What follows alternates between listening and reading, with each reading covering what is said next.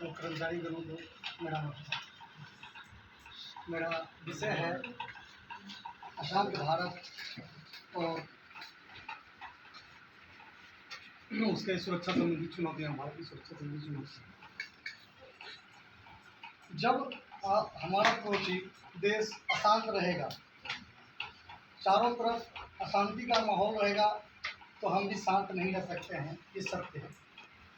हमारे यहाँ वैदिक काल में ही बताया गया था वसुधैव कुटुम्बकम, यानी पूरी दुनिया को हम कुटुंब समझते हैं।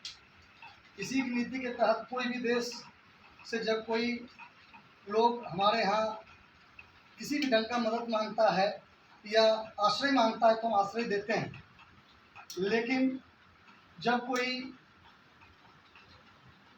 घुसपैठिए तरीके से, जिस तरह से म्यांमार अशांत हुआ और वहाँ से रोहिंग्या भागकर लाखों की संख्या में भारत घुस आए, बांग्लादेश अशांत हुआ, वहाँ से लाखों लोग भारत में घुस आए, तो वो हमारे कुटुंब नहीं हो सकते। वो हमारे लिए सबसे बड़ी चुनौती है। आज के डेट में सबसे बड़ा चुनौती भारत का है। बाहर से अनधिकृत तरीके से लोग जो भारत में बस आए हैं, और भारत में सुरक्षा संबंधित तमाम चुनौतियां हैं, जैसे मानव तस्करी, मानव बम, जहाँ तहाँ मानव बम बनकर पाकिस्तान घुसपैठ कर आकर फोड़ देता है। अभी आप देख सकते हैं भारत के चारों तरफ जो अशांति का माहौल है, बांग्लादेश हो या श्रीलंका हो, पाकिस्तान हो या अफगानिस्तान हो, या छोटा सा देश अपना पड़ोसी नेपाल हो। नेपाल से तो हमारा बरसों से, सदियों से बेटी और रोटी का संबंध रहा है, लेकिन वो भी चीन के बहकावे में आकर ओली सरकार के दरमियान हमारा भारत को सीमा सुरक्षा को लेकर के उलझाने का प्रयास किया। लेकिन भारत की कूटनीतिक पहल के कारण सीमा में विवाद सुलझा लिया गया। अभी हाल में आप देख सकते हैं श्रीलंका में किस तरह का वहाँ पर घरेलू गृह युद्ध छिड़ा हुआ है। हमारा जो सबसे प्रतिद्वंदी देश है चीन, ये दुनिया को क्या करता है, ये आर्थिक मदद के नाम पर कर्ज देता है, और उस कर्ज को वो उसके धीरे धीरे वो गुलाम बना लेता है। उसको कर्ज में इतना ढकेल देता है कि वो दिवालिया घोषित हो जाता है वो देश, जो कि अभी श्रीलंका को हुआ है। और श्रीलंका के इस दिवालियापन में सबसे ज़्यादा कोई मदद किया है तो भारत है। दुनिया का पहला कोई राष्ट्र है जो आगे बढ़कर हाथ बढ़ाया, खाद्यान्न, दवा और तमाम तरह की वित्तीय सहायता से मदद किया।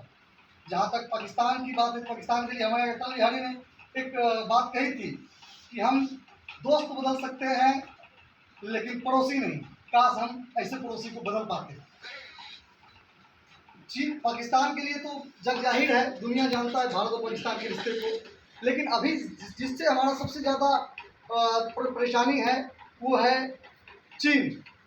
चीन हर तरीके से, सामने से भी, मतलब युद्ध के लेकर भी, चाहे डोकलाम का मुद्दा हो, चाहे गलवान घाटी का मुद्दा हो, भारत उससे कहीं पिछड़ा नहीं, सामने से डट कर सामना किया। वैश्विक पटल पर भी, चाहे वो यूएनओ हो या कहीं और भी कोई कूटनीतिक या राजनीतिक मंच, उसको कहीं घसीटने से भारत पीछे नहीं रहा।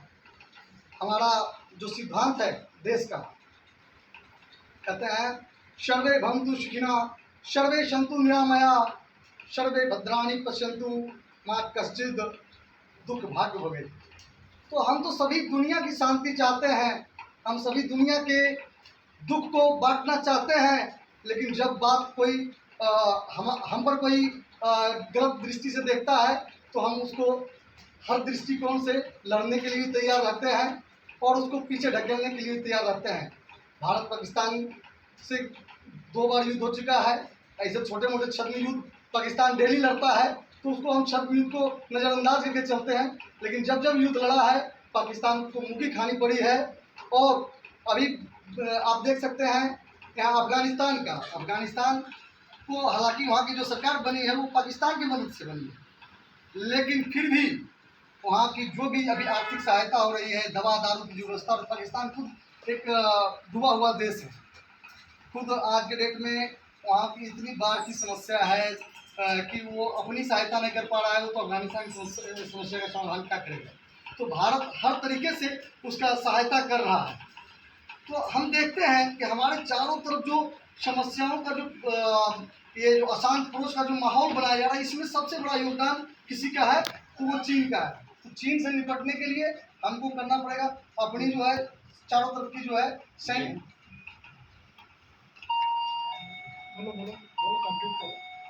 चारों तरफ की जो सुरक्षा घेरा है उसको मजबूत करने के साथ साथ ही हमको साइबर सिक्योरिटी पर ध्यान देना पड़ेगा।